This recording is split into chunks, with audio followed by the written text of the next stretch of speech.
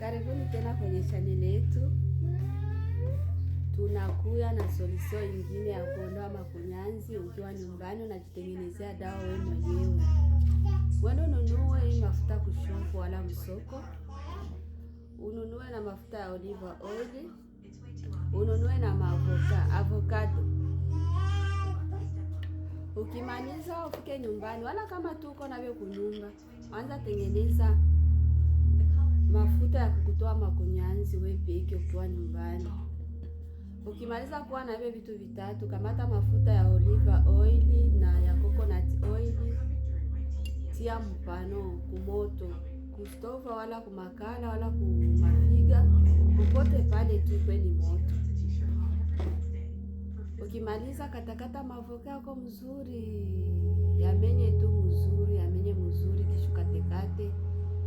Utumbukize mwa ile mafuta wanze kukalanga.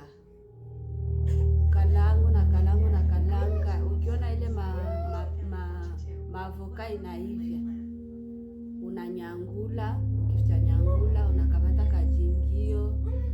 Wala kama hata una kajingio, kamata tu kanguo kenye kanaweza kutoa ile mafuta. Unafinya kabisa ile mafuta yote toke ile mchanganyiko yote ya mavoka ya coconut oil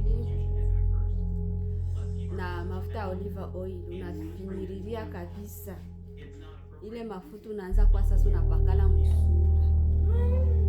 Unakuwa unapakala msura. Unapakala msura na kwa mafuta nguwa ya mzuri naondoa kama kunyanzi, inafanya mwili na kuwa teketeke na kuwa shine mzuri sana.